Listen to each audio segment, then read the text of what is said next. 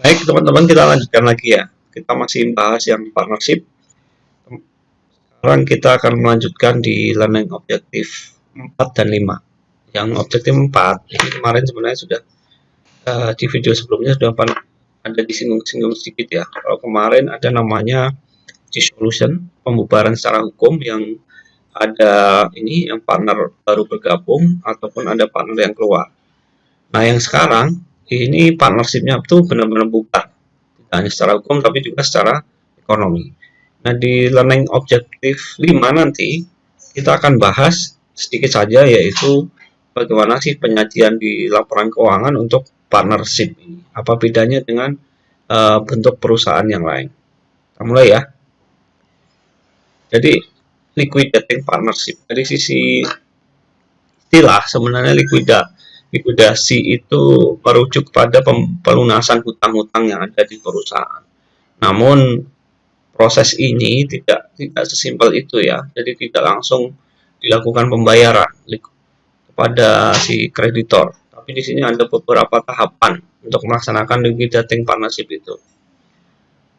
Ini jadi kalau perusahaan itu benar-benar sudah meninggalkan bisnis gitu ya, sudah menutup bisnisnya.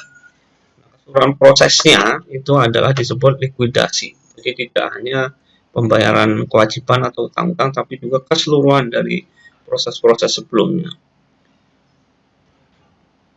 Nah, pada saat perusahaan memutuskan ataupun telah masuk dalam berhenti usahanya, aktivitas operasinya itu juga sudah harus dihentikan. Kemudian akun-akun misalnya yang pendapatan, beban itu harus segera disesuaikan dan juga di close. Termasuk juga yang ini ya, yang aset-aset perusahaan itu fair value-nya harus segera disesuaikan. Otomatis kalau ada revaluasi aset, nanti kan ada pengakuan rugi atau laba. Nah, rugi atau labanya itu langsung di close ke capital masing-masing partner dengan pembagian keuntungan sebagaimana telah kita bahas sebelumnya. Entah itu 50-50, 2:1, 3:1, atau mungkin adanya pembagian semacam allowance dulu. Nah, itu diperhitungkan dulu. Kalau itu sudah di close semua, nanti pada akhirnya setelah proses closing ini yang tersisa adalah hanya akun aset dan akun-akun neraca saja, akun aset, akun liabilities, dan akun capitalnya partner. Setelah itu baru kita masuk tahapan likuidasi. Tahapan likuidasi itu apa saja?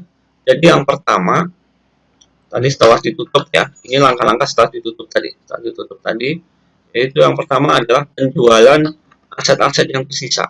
Aset-aset penjualan yang tersisa, atau gampangnya sering disebut realisasi ya. Kenapa disebut realisasi? Karena sudah di bahasa gampangnya sudah diduitin gitu ya, sudah ditukar menjadi duit. Jadi realisasi. Nah, pada saat penjualan ini kan perusahaan mengakui adanya keuntungan dan kerugian ya. Meskipun tadi sebelumnya sudah ada evaluasi, ada keuntungan dan kerugian. Nah, di sini perusahaan akan mengakui yang keuntungan lagi dari hasil realisasi itu. Apakah mengalami keuntungan atau menderita kerugian. Nah, di langkah kedua, setelah kita tahu gain or loss-nya itu, ini kemudian dibagi dengan menggunakan rasio yang sudah kita diskusikan sebelumnya, income sharing ratio ke seluruh para partner. Kemudian di langkah ketiga, setelah kemudian untung ruginya dibagi, langkah ketiga adalah kita laksanakan kewajiban, yaitu melunasi hutang-hutang perusahaan. Kita lunasi semua hutang-hutangnya. Kalau masih ada sisa, ini tadi kan asetnya perusahaan tinggal cash ya, karena yang non cash asetnya sudah dijual. Setelah membayar utang masih tersisa, nah itu sisanya itu, cashnya itulah yang dibagi kepada para partner. Yang dibagi apa? Yang dibagi ya cashnya dalam bentuk duit ya. Cara baginya gimana? Cara baginya sesuai saldo capital terakhir, itu yang dibagikan pada perusahaan. Nah, dari 4 langkah ini sebenarnya cukup sederhana. Yang membuat skema menjadi sedikit complicated karena ada beberapa variasi. Nanti kita akan bahas satu-satu ya. Variasi yang umum, variasi yang diharapkan yaitu ternyata pada saat menjual aset ini perusahaan mendapatkan keuntungan yang cukup besar sehingga bisa menambah capital dari masing-masing ya, masing-masing partner. Nanti skenario kedua yaitu perusahaan menderita kerugian dari penjualan aset-aset itu. Skenario ketiga, ruginya benar-benar besar sampai adanya capital deficit. Dan nanti kita bahas. Kita bahas skenario pertama dulu. Skenario pertama, ini ada partnership yang terdiri dari Fairley, Green, dan Hall. Itu memutuskan untuk melakukan likuidasi pada bulan April. Pada tanggal 9 April, setelah meng-close bisnisnya dan akun-akunnya juga sudah dilakukan closing entries, neraca saldo yang tersisa adalah sebagai berikut. Closing trial balance tanggal 9 April 2012 ya. Sudah lama sekali ya, 2012, 8 tahun yang lalu. Oke. Saldonya adalah seperti ini. Saldo cashnya 11.000, non cashnya 64.000, liabilitiesnya 9.000. Dan capital masing-masing partner kebetulan sama 22.000. Total 75 dan 75. Kita masuk informasi tambahan. Informasi tambahan dari data sebelumnya bahwa pembagian keuntungan dan kerugian untuk masing-masing partner yang disepakati adalah 5:3:2. Saya ingatkan sekali lagi bahwa income ratio ini kalau dalam soal memang disebutkan, tapi dalam praktek ini adalah kesepakatan bersama yang tercantum dalam partnership agreement, atau kalau di Indonesia mungkin dalam akta pendirian ya.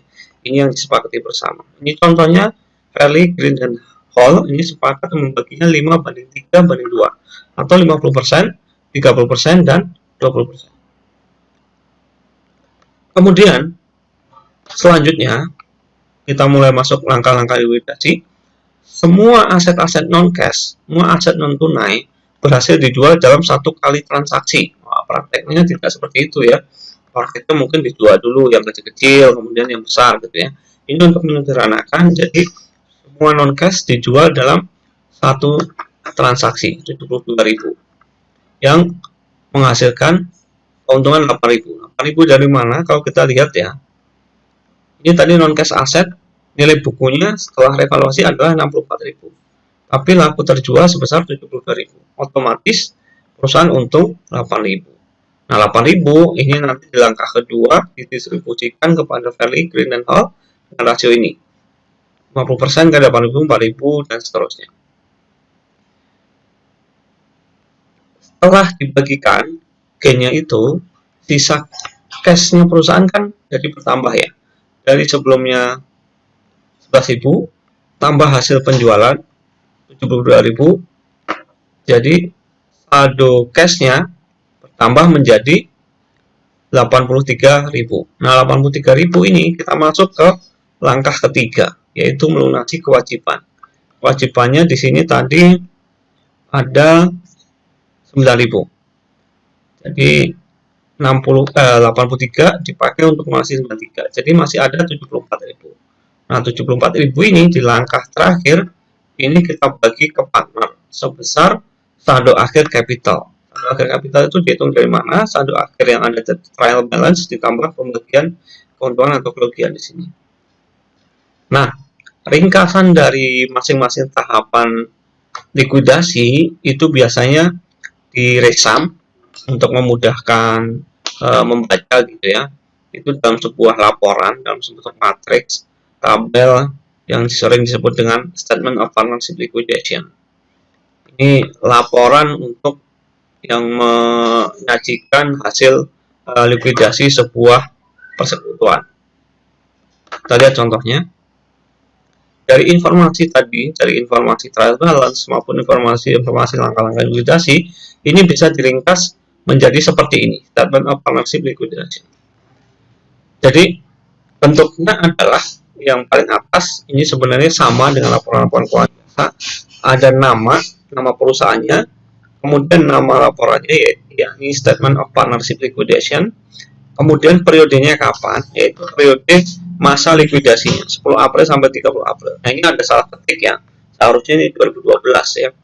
Tapi ini tertulis 2010.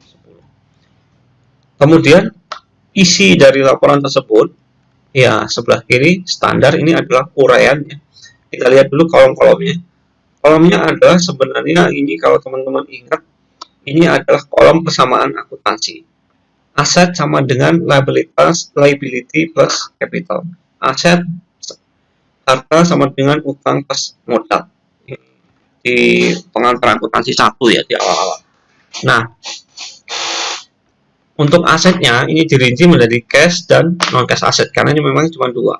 Liabilitiesnya cuma satu karena sudah digabung dan capital untuk masing-masing partner. Ini untuk memudahkan angka dalam kurung adalah rasio pembagian keuntungan 50%, 30%, dan 20%. Yang pertama, di baris pertama ini kita isi saldo berdasarkan trial balance after closing ya. Closing balance, closing trial balance. Balances before realization. Tadi ada cash 11.000, non cash aset 64.000, kemudian liability 9.000 dan seterusnya. Langkah 1 dan langkah 2 digabung karena dalam satu rangkaian ya.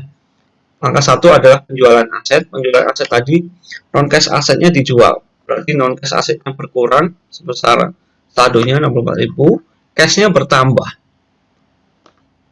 Tambah 72.000. Karena tadi untung ya.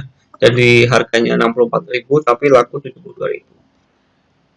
Ini dari transaksi penjualan aset. Agar balance, sisi sebelah kanan harus ada penambahan karena ada keuntungan di sini ya. Ini kan belum balance, jadi harus ada yang bertambah. Gainnya berapa? Gainnya adalah 72 dikurangi 64 yaitu 8.000. Didistribusikan untuk masing-masing partner. Untuk Ferry 50% kali 8.000 berarti 4.000. Gain 30% dari 8.000 ketemu 2.400 dan Hall 20% kali 8.000 ketemu 1.600. Kemudian baris berikutnya adalah penjumlahan saja sebenarnya. Saldo setelah realisasi, saldo setelah penjualan, balances after realisasi. Cashnya bertambah dari 11.000 ditambah 72 ketemu 83.000. Kemudian non cash aset ini karena dijual berarti 64 dikurangi 64 ketemu 0. Liabilitiesnya masih karena belum kita apa-apakan 9.000. Kemudian capital masing-masing bertambah ya sebesar distribusi keuntungan tadi. Langkah ketiga, setelah mendapatkan tambahan cash, perusahaan harus melunasi hutang-hutangnya. Transaksi pelunasan hutang ini akan mengurangi cash sebesar saldo hutangnya yaitu 9.000. Cash berkurang 9.000, sisi sebelah kanan juga harus berkurang biar balance ya ini hutangnya berkurang 9.000. Saldo setelah pembayaran utangnya harus 0 karena sudah dibayar ya. Nah, saldo cashnya 83 kurangi 9.000. Sementara saldo untuk capital masing-masing tidak berubah karena tidak ada transaksi di sini. Langkah terakhir, langkah keempat, yaitu distribusi sisa cash yang masih ada, 74.000 dibagi ke seluruh partner yang memiliki saldo positif gitu ya. 26.000, 24.400, 23.600 dibagikan karena di sini dikurang, di sini juga dikurang. Saldo akhirnya final balances harus 0 karena perusahaan sudah tutup. Jadi laporan keuangan sudah selesai, sudah nggak ada lagi, sudah ditutup. Semuanya 0. Nah, ini kan risamnya. Bagaimana dengan jurnalnya agar laporan keuangannya benar-benar 0? Kita lihat satu-satu ya. Yang satu penjualan aset ini standar sekali sebenarnya. Cashnya bertambah 72.000, kemudian non cash asetnya karena dijual ini berkurang 64.000, ada selisih masuk sebagai gain on realization. Langkah kedua, pembagian keuntungan, pembagian dari gain ini. Karena akun-akun sebelumnya sudah di close, jadi tidak bisa ke income summary lagi. Gain on realization di close langsung ke capital masing-masing partner. 8.000 ditarik ke sini, didebitkan karena di close, dibagi, didistribusikan. Caranya sesuai pembagian keuntungan. Untuk Ferry 8.000 kali 50%, 4.000 dan seterusnya. Langkah ketiga, pembayaran hutang. Pembayaran hutang juga simpel, hutangnya dihapus, bukukan berarti 9.000 di debit, kemudian cashnya dikurangi 9.000. Langkah terakhir, pembagian cash kepada partner-partner. Cashnya berkurang sebesar saldo akhir yaitu 74.000. Kemudian di debitnya adalah untuk mengurangi saldo akhir masing-masing partner. 26.000, 24.400, 23.600. Nah, jurnal ini akan mudah dibuat kalau kita buat statement of liquidation tadi. Itu akan lebih mudah. Jadi ini untuk membantu membuat jurnal, kita buat yang tadi terlebih dahulu. Oke, ini tadi case untuk menjual asetnya untung semua. Bagaimana kalau asetnya non cash aset itu dijual tidak untung? Ini juga jamak terjadi ya. Namanya likuidasi biasanya jualnya asal cepat biar utang-utang segera bisa dilunasi, kemudian sisa cashnya bisa dibagi ke partner-partner. Ini kalau cashnya penjualan net cash asetnya rugi. Contoh ini ya, dengan data yang sama, cuman ada informasi yang berbeda. Non cash asetnya laku 64.000, padahal saldo bukunya 64.000. Jadi perusahaan mengalami kerugian 20.000. Kerugian ini kemudian didistribusikan ke Fairly, Green, dan Hall dengan rasio yang sama, 5:3:2. Untuk menyederhanakan, dibuatlah laporan likuidasi persekutuan. Dengan cara yang sama ya, saya tidak jelaskan lagi detail, saya masuk ke langkah 1 sampai 4. Langkah 1 sampai di saldo awal ini akan sama. Mulai berbeda di langkah 1, penjualan aset. Non cash asetnya berkurang 64.000 sama dengan tadi sampai akhirnya 0. Kemudian cuman bedanya di sini cashnya cuman bertambah 64.000. Nah, agar balance ini kan ada loss ya. Saldo awalnya 64, cuman laku 44.000. Nah, selisihnya yang 20.000 adalah loss ya. Lossnya didistribusikan ke Fairly 50%. 50% kali 20.000, 10.000, ke Fairly 30% kali 20.000, 6.000, ke Hall 20% kali 20.000, 4.000. Saldo setelah penjualan, saldo cashnya tetap bertambah ya 55.000. Kemudian utangnya masih 9.000, non cash asetnya sudah 0, dan saldo capital masing-masing partner berkurang ya. Kemudian langkah ketiga, pembayaran liabilities ini sama dengan yang tadi langkahnya, cuman karena saldo cash yang berkurang lebih kecil, jadi saldo akhir setelah pembayaran hutang menjadi 46.000. Saldo capital belum berubah, masih sama 12.000, 16.000, dan 18.000. Kemudian langkah terakhir, pembagian cash kepada partner. Minus 46.000. Nah, ini 46.000 dibagi sesuai saldo akhir capital. Kali dapat 12.000, Green dapat 16.000, Oh dapat 18.000. Nah, di sini ada konsekuensi ya. Tadi pada saat keuntungan, kali ini menerima keuntungan yang paling besar. Tapi giliran kerugian juga, Fairly akan menderita kerugian yang paling besar. Makanya pada saat distribusi cash, Fairly juga dapatnya paling sedikit ya. Kalau tadi, Fairly dapatnya paling besar, 26.000. Tapi kalau ada loss, Fairly menderitanya yang paling banyak. Nah, dari 4 langkah ini kemudian dituangkan ke jurnal dengan cara yang sama ya. Saya tidak bahas terlalu detail, akan seperti ini. Bedanya kalau tadi gain, ini di sini loss. Nah, di sini division of loss. Kalau tadi distribution of gain gitu ya. Tadi menambah capital, kalau ini mengurangi capital. Makanya di debit, loss-nya di close ke kredit. Langkah ketiga ini sama, membayar hutang. Nah, langkah keempat ini juga sama, distribution of cash, besarannya saja yang berbeda karena sudah ada di statement of liquidation partnership, jadi tidak perlu repot teman-teman nyarinya, sudah ada di sana. Nah, ada case lain. Case lain itu kalau loss-nya itu sangat besar ya, sangat besar sampai ini kalau kita lihat di sini ya. Di sini kan saldo capital setelah distribusi kerugian ini masih ada nih, masih ada meskipun sedikit ya, tinggal 12.000.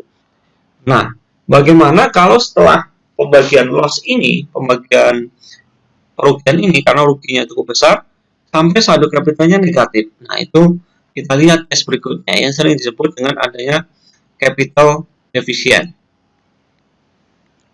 Jadi kalau pembagian porsi loss dari hasil penjualan itu lebih besar dari saldo modalnya partner, ini akan mengakibatkan saldo debit dari modalnya partner yang sering disebut dengan defisiensi, capital defisiensi. Nah, pelakuan dari defisiensi ini seharusnya adalah si partner yang menderita defisiensi harus nombokin, ya, bahasa saya makanya bahasa nombokin, atau gampangnya dia membayar, ya. Nah, ada kasus yang lebih ekstrim lagi. Ternyata si partner yang mengalami defisiensi tadi atau defisien partner tadi tidak sanggup membayar defisiensinya, atau worst case-nya si partnernya itu udah entah kemana. Nah, kalau seperti ini, defisiensi modalnya partnership ini akan ditanggung oleh partner yang lain. Partner tersebut ini akan ditanggung menjadi kerugiannya perusahaan dan kemudian dibagi ke saldo partner yang tersisa berdasarkan income sharing ratio. Kita lihat contohnya satu-satu. Tapi sebelum kita lihat contoh, ini ada notes juga bahwa sering terjadi ada kesalahan pencatatan, salah menghitung gitu ya. Pada saat membagi cash itu karena seringnya kita pakai income ratio gitu ya, income sharing ratio. Nah, bagi cashnya juga pakai income sharing ratio. Padahal pembagian cash itu ke partner itu pada saat likuidasi tidak menggunakan income sharing ratio. Jadi hitung dulu dari cash yang tersisa, kemudian dibaginya berdasarkan saldo akhir modal masing-masing, bukan berdasarkan income sharing ratio, tapi berdasarkan capital ratio, ya. Jadi rasio dari saldo capital masing-masing partner dasarnya itu, bukan berdasarkan income sharing ratio. Income ratio dipakai pada saat likuidasi memang, tapi dipakainya adalah untuk mengalokasikan keuntungan atau kerugian dari realisasi gitu ya. Kita lihat sekarang contoh likuidasi yang mengakibatkan adanya capital defisiensi terlebih dahulu.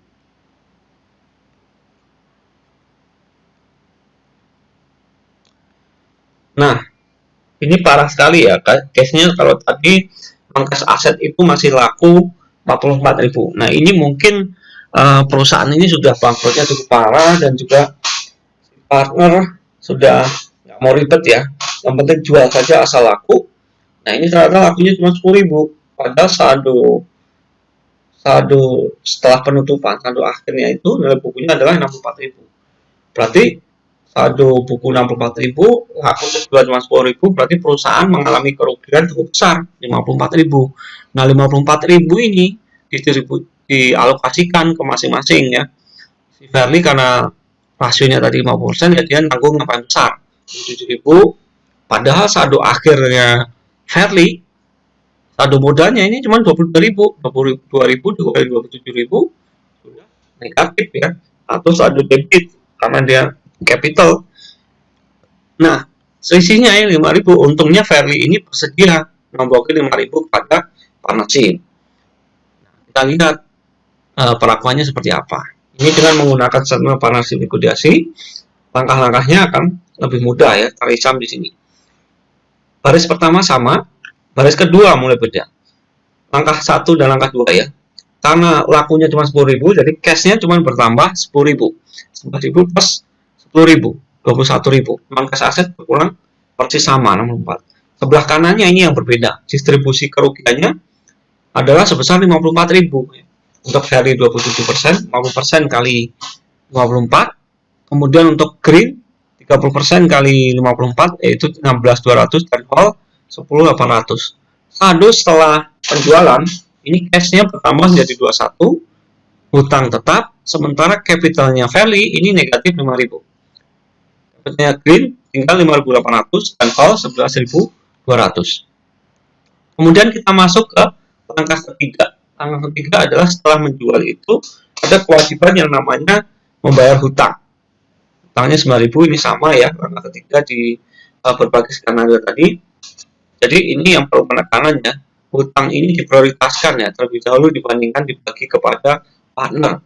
Mau ruginya banyak juga hutang ini harus dilunasi terlebih dahulu.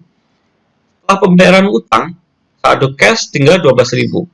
Saldo capital masing-masing partner belum ada perubahan. Kemudian di langkah keempat, nah langkah keempat ini ada 2 kali ya. Langkah pertama adalah untuk memulihkan saldo negatif ini biar 0 ya. Biar nanti pada saat closing ini tidak ada yang tersisa gitu ya. Tidak ada catatannya masih ada. Makanya value store 5.000. Ini bilang aja langkah 4A gitu ya. Karena yang tadi nggak ada. Di langkah 4A, cashnya perusahaan bertambah 12.000 tambah 5.000, jadi 17.000. Kemudian saldo akhir modalnya Verly menjadi 0 karena negatif 5.000 tambah 5.000. Langkah 4B, sisa cash yang tersisa ini didistribusikan dibagi ke partner yang lain. 17.000 kurangi untuk greennya 5.800 dan whole-nya 11.200. Saldo akhirnya sudah 0 semua. Ini bedanya ya, jadi kalau ada capital efisiensi, defisien partner itu seharusnya membayar ke perusahaan ya kekurangannya. Donanya sama prinsipnya, cuman ada beda di langkah keempat karena di sini ada receipt of deficiency. Jadi perusahaan menerima cash, sementara Gen Verly ibaratnya store lagi, contribute capital lagi 5.000. Kemudian terakhir sama pembagian cash, cuman di sini karena tinggal berdua, jadi yang dapat ya berdua ini karena saldonya Verly kan sudah 0 di sini, jadi nggak dapat bagian. Nah, skenario yang terakhir ini sama-sama capital deficiency, tapi case-nya ini si Gen Verly tidak bisa atau tidak sanggup membayar yang 5.000. Itu akan seperti apa kita lihat. Nah, yang 5.000-nya itu kalau tadi kan di sini receipt of deficiency karena dia nggak bisa bayar, nah ini dianggap menjadi tambahan loss bagi perusahaan. Tambahan loss bagi perusahaan kemudian didistribusikan, dialokasikan kepada partner yang tersisa dengan income sharing ratio 5.000 ini. Sharing rasionya tadi kan 5 banding 3 banding 2. Nah untuk green dan whole berarti tinggal 3 banding 2. Berarti langkah keempat A-nya bukan receipt of deficiency tapi allocation of deficiency. Untuk break green-nya berkurang 3.000. 3.000 dari mana? Yaitu defisiensinya si Verly 5.000 tadi kali 3/5 ya, karena rasionya 3 banding 2 ya, 3/5. 3/5 kali 5.000 yaitu 3.000 dan si whole-nya 2/5 kali 5.000 2.000. Dan kreditnya adalah capitalnya si Verly. Jadi seolah-olah ada kontribusi Verly tapi nggak ada S, cuma dianggap sebagai kerugian. Jadi Verly-nya ini capitalnya bertambah 5.000 agar menjadi 0 ya, bukan karena mudah nambah tapi agar 0 saja gitu ya. Langkah terakhirnya, nah ini sebenarnya tidak jauh berbeda, cuman bedanya di sini cash yang didistribusikan tidak lagi 17.000 tapi cuman 12.000. Nah ini juga otomatis menyesuaikan karena ada alokasi of efisiensi. Nah itu beberapa simulasi atas ada berapa tadi skenario ya, ada sekitar 4 ya, ada 4 skenario, mudah-mudahan cukup dipahami ya. Nah karena bahasan terakhir ini cukup singkat, saya gabung saja di sekarang. Jadi sekarang saya lanjutkan pembahasan terkait pelaporan ya. Di learning objektif 5 itu menyajikan laporan perubahan modalnya dari persekutuan. Ini sebenarnya mirip dengan yang laporan perubahan modal untuk perusahaan perseorangan. Cuman bedanya disusun untuk masing-masing partner. Kalau di perseorangan ini statement of change in owner's equity ini cuma satu ini. Nah kalau untuk partnership equity disusun untuk masing-masing partner, terus kemudian ada totalnya ya. Jadi ada saldo awal modal, setoran ada tidak setoran di periode tersebut, ini fund realized, jadi selama 1 tahun itu ada nggak capital addition. Kalau nggak ada berarti nol. Kemudian setelah capital addition itu ada income atau loss di sana. Kalau ada net income berarti ditambahkan. Nah, ini dengan income sharing rasio ya, dihitungnya kenapa 40 sama 80. Ini ada rumusnya, kita sudah mempelajari di video-video sebelumnya. Terakhir dikurangi dengan penarikannya. Kalau ada partner yang menarik dana atau mungkin mengambil aset dari perusahaan, nah itu dibebankan sebagai pengurang capital masing-masing, pengurang ekuitas masing-masing partner. Jadi paling bawah adalah saldo akhir, ini dijumlahkan saja, cukup simpel, tidak terlalu rumit. Mudah-mudahan cukup jelas ya. Jadi di video ini cukup panjang, mohon maaf karena memang materinya sebenarnya tidak banyak, tapi ada beberapa skenario tadi ya, jadi saya gabungkan dalam satu pembahasan. Mudah-mudahan cukup jelas. Nanti biar lebih jelas kita akan discuss lebih banyak dalam pembahasan soal ataupun tanya jawab ya. Terima kasih ya, mudah-mudahan bermanfaat. Kita lanjut di bahasan berikutnya.